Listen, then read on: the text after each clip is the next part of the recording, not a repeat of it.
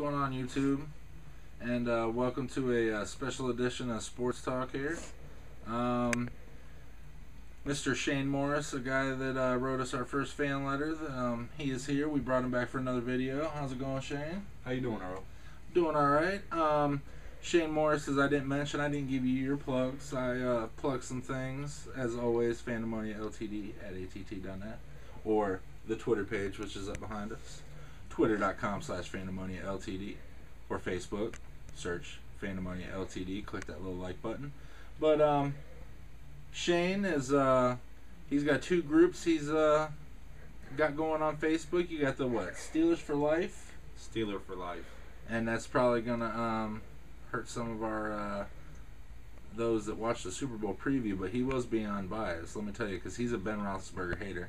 And you also got the NFL Real Talk group on YouTube or Facebook that you're the administrator of. Yes, that he's the creator of. So you can search Facebook for Shane Morris if you want to be added to any of them groups. So basically, since you're here and you wrote the fan letter, we tried to professional enough for you. I seen you took down the lovely Michael Jenkins National Championship autograph hat there. Let's put that back up in there, okay? Got a few things for you here. Hopefully it's up to par for you, sir. It is very elegant. And hopefully we haven't lost any more viewers to watching this. Anyways, we're going to get to it. And basically we're going to hand the floor to Mr. Shane. I understand you prepared some sports topics you'd like to discuss since you come on the show today. And since you're the guest, we're going to talk about some of the topics you'd like to talk about. Let's start it off with LeBron James and the Cleveland Cavaliers. Everyone talk trash. It's not really basketball season yet. No one's into it. NCAA's heating up. You know you're getting that running through your blood. Everyone hyped. OSU, hands down, is unstoppable. It looks like they're dominating. Let me go to the Cavaliers real quick. Worst losing streak, since 1982. LeBron leaves, Z leaves, Shaq leaves. They look absolutely horrible. I mean, I feel bad for Cleveland sports fans all around. It's really looking bad in Cleveland. Mistake by the lake. That was a low blow. It was. I'm sorry. I do apologize. But LeBron James, I mean, Miami Heat's 34-17, I think. Cavaliers are 8-35, whatever it may be. What's your take on the LeBron James leaving? Can one player in the NBA make or break a team? Well, when the team is basically made around one player, it can. Basically, the team was all the moves that the Cleveland Cavaliers made were tried to cater LeBron James. It wasn't to make a team. It was to make LeBron James better and to put a team around LeBron James. You know what I'm saying? It wasn't like a team effort, say, like we'll go to football with the Patriots. The Patriots made a team. They weren't like, okay, let's try to put the pieces together around Tom Brady. Then when they did, like with the Randy Moss incident, yeah, they had an undefeated regular season, but no Super Bowl ring to prove for it. And they decided this year, you know what? Having the star wide receiver, Hall of Fame wide receiver, we got out of our makeup. We need to make a team, not build around a player. So the Patriots went back to a team now. They had a great, the best regular season record. It didn't amount to much in the playoffs, but, we'll see how it pans out from there. But that was the problem. Every move the Cavs made, it was like, let's cater to LeBron. Also, the problem is we could have got better players if LeBron would have committed to staying. The Ron Artest of the world that said, hey, if you commit to staying in Cleveland, I'll come here. And he wouldn't commit. The Miami thing, I mean, they're definitely far from the team everybody expected to challenge the record-setting Bulls. I mean, right now, they're looking good. You would say, 37-17? But, I mean, that's middle of the pack. I mean, Boston, they're looking, Miami can't mess with Boston's size. I mean, the Spurs, they're rejuvenated. Richard Jefferson's finally looking like the free agent that they tried to bring in last year. And the Lakers are still there. And I don't care what anybody's saying about Kobe's knee right now. When it comes playoff time, that's when it's heating up.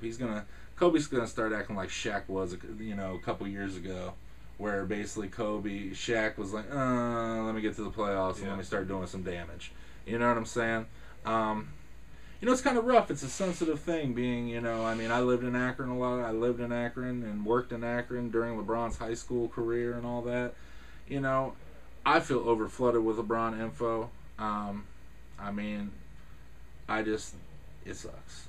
And nobody's going to come to Cleveland because nobody was willing to come to Cleveland with all the money thrown at them to begin with. I mean, it's going to be rough for the Cavs. It's going to be, they're basically just going to have to hope for that number one pick and get Mr. Jared Sullinger out of Ohio State. That's what they're going to, or get, if he don't come out this year, look for that, Kevin Durant out there, that player that is just going to come in and just electrify him and hope they get a moral guy like Kevin Durant who's like, you know what, I don't even want no controversy. Lock me up for a long-term deal now. I'm going to stay here. That's the only way the Cavs are going to survive again. And the sad thing about it is, folks, even though Dan Gilbert, vows to make this a winning team, there's still conspiracy theories that the Cavs got that number one pick for LeBron because they were on the verge of moving out of Cleveland. So you just kind of worry about that kind of stuff. Ohio's already one of the worst economic states as it is, so you already got businesses talking about how many millions of dollars, multi-millions they're losing because LeBron ain't playing in Cleveland. So we'll see. We'll see. There's a bigger trickle effect. I mean, Miami Beach, South Beach is going to survive without LeBron or not. Cleveland was so dependent on LeBron, that it's a little sore spot for me. That's the thing. I would like to point out two things. One, Cleveland relied on LeBron, and they act like, all the fans act like he owed us something, like he shouldn't have left. The way he did it was definitely, shiesty, and it was a bad way to leave. But at the end of the day, before LeBron, we was horrible. After LeBron, we're horrible. When LeBron was here, he sold out seats in the stadiums. Whether he quit in the playoffs last season or not, he still gave it his 100%. He had too much on his shoulders. We pressured him too much, and that's my personal opinion. I still love LeBron. I think he's a great player. He's a little overhyped. At the end of the day, Kobe Bryant, hands down, is unstoppable.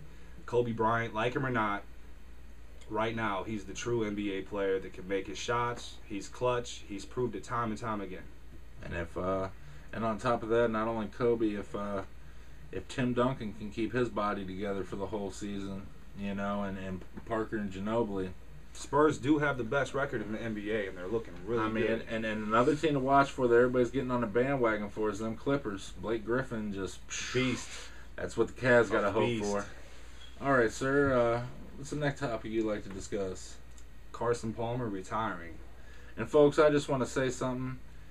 Just because we're from Ohio, we're not trying to keep it all Ohio. Okay? It's just coincidence. And, like if you wouldn't have seen, we did the whole Brett Favre tried to be serious retirement special.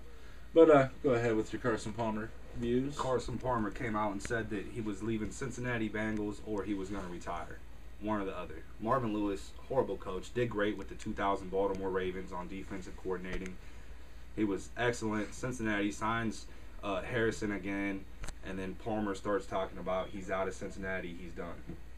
That's ridiculous. Carson Palmer, hands down, I believe is one of the top-rated quarterbacks in the NFL. He's given a shady offensive line every year. No running game. They try to pick up these elite receivers. Terrell Owens. Come on. He's good, but he's not a team player. He can't help Cincinnati. He showed it with Philly. He showed it with Dallas. He just damages the team more. I personally love Carson Palmer for his playing style, for his size, for his accuracy, and his throwing power. I think he's a great quarterback. If on a different team, perhaps the Indianapolis Colts, he would just be like a Peyton Manning or a Tom Brady, but I can't say with the what-ifs because it is what it is. Carson, if you ever see this, stay in the game.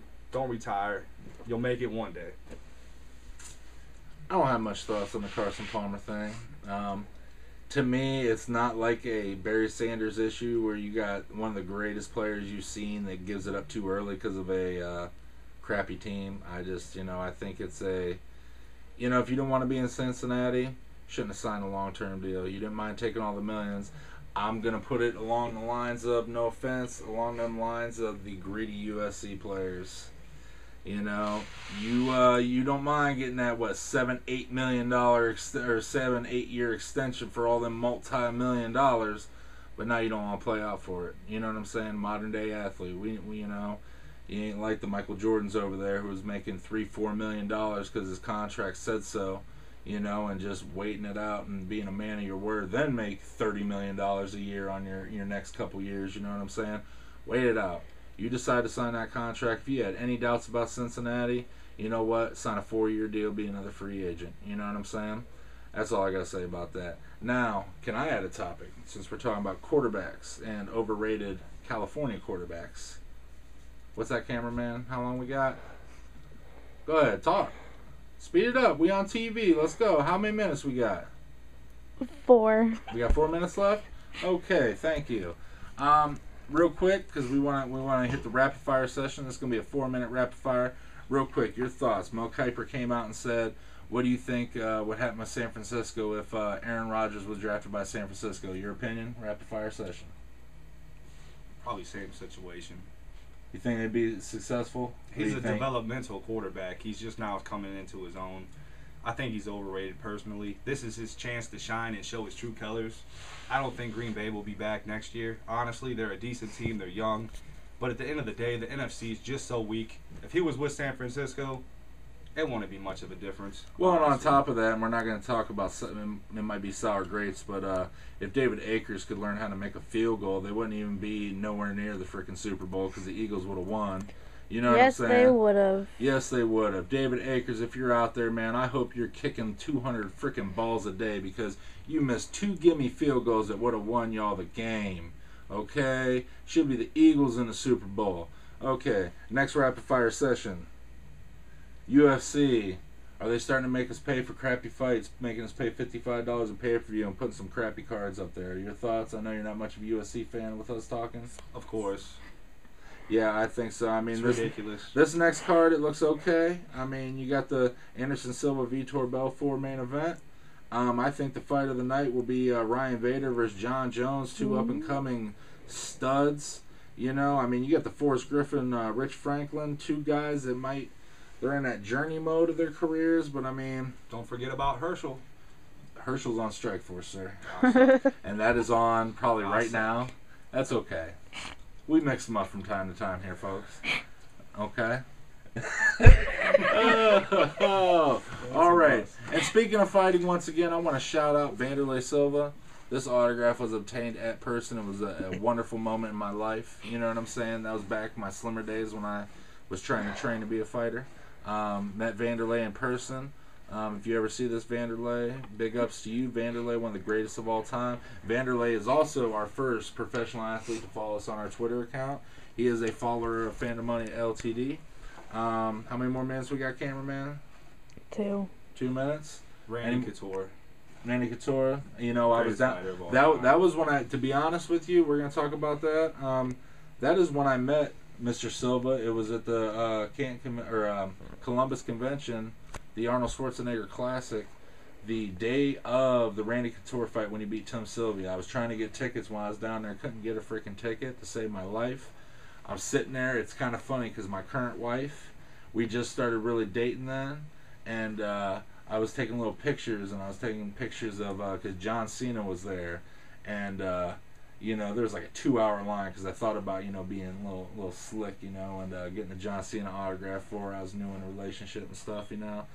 So I took a picture. I stumbled around the corner. I'm like, oh, what's this little line forming for? And they're like, Vanderlei Silva, man. I acted like a little girl back in the day with New Kids on the Block or NSYNC or whatever you was, man. I was jumping up and down. I was all giddy. You know, I think we might have to do another little session here because we're running short on time. You got any more topics? Did you really say New Kids on the Block? I said like a girl with New Kids on the Block. Yes, you don't remember how them little girls were screaming for New Kids on the Block back in the day? I must have been sleeping through that. You must have been sleeping. You must not have been awake because that's around the time we were Real quick, Cleveland, quit doing that through the draft and pick up through free agency. Have a good day. We'll come back with another session with Mr. Shane Morris.